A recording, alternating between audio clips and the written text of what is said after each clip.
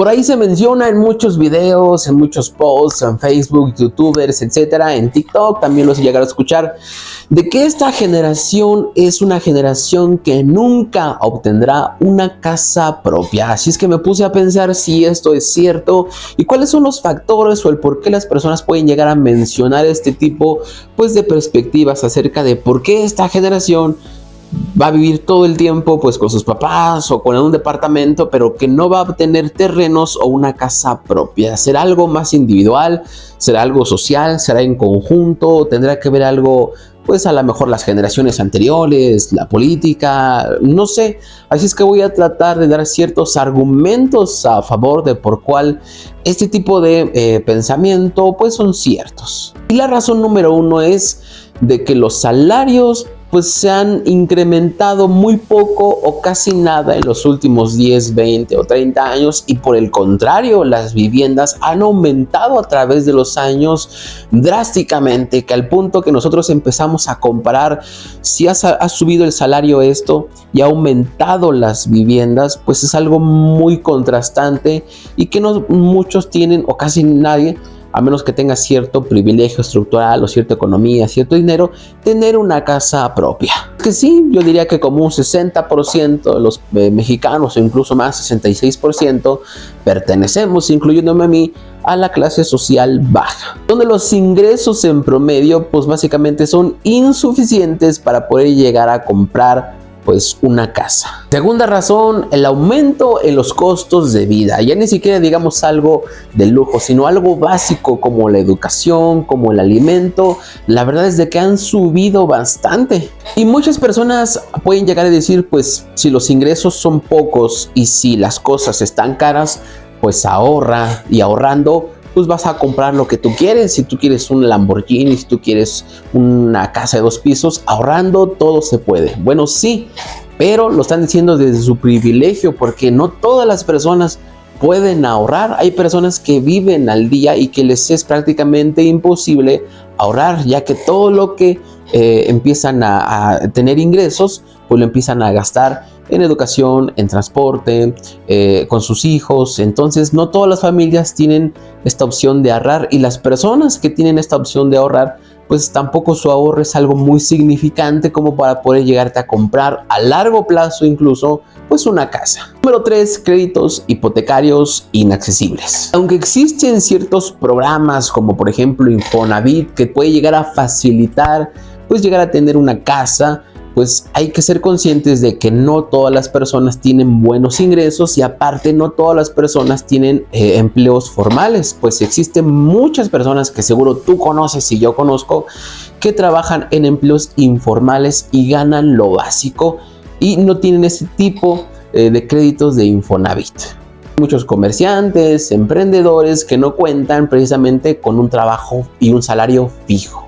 También otra cosa que me pongo a pensar es la urbanización y la escasez de terrenos disponibles o accesibles.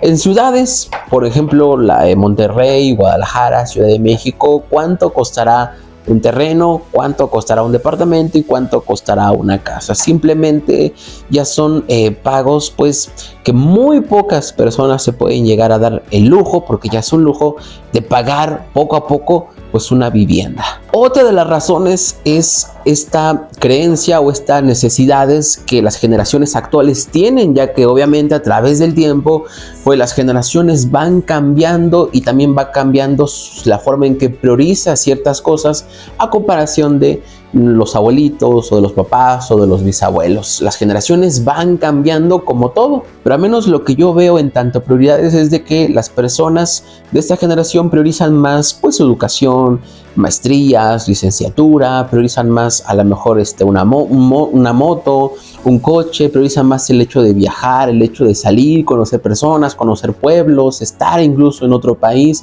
Lo que obviamente si el dinero lo enfocas en eso, pues empiezas a descuidar y no tener tanto dinero, o a invertir pues en la vivienda.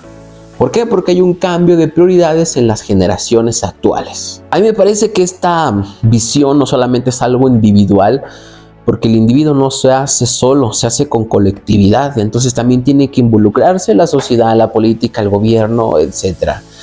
Hay muchos factores siempre ante una circunstancia, una problemática o ante hay que examinar algo, pues siempre es multifactorial ese tipo pues de conductas, en este caso generacionales, del por qué o del para qué o del cómo, ¿no? Estamos en una generación donde es la más preparada, donde muchas personas ya tienen licenciaturas, diplomados, maestrías, una de las generaciones más preparadas, muchos ya tienen algún nivel educativo superior, pero por el contrario no es una de las mejores pagadas, de hecho es una de las peores pagadas en los últimos años, lo cual está algo extraño, porque pues no concuerda.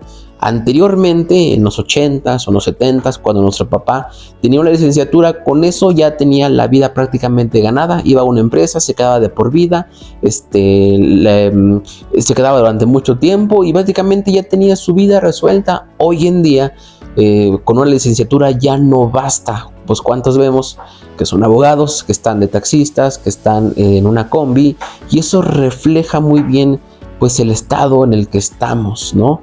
Porque somos una generación muy preparada, pero con muy pocos ingresos económicos. Y si no hay ingresos económicos, no podemos llegar a invertirlo en una vivienda. Y también es interesante ver cuáles son los efectos psicológicos de no tener un espacio propio, de no tener satisfacción de una casa o un departamento propio, sino de estar rentando todo el tiempo o vivir con los padres, ¿verdad? Y no sé qué es lo que opinas tú, o si por el contrario crees que esto no es del todo cierto y es accesible para todos o casi todos tener una vivienda digna.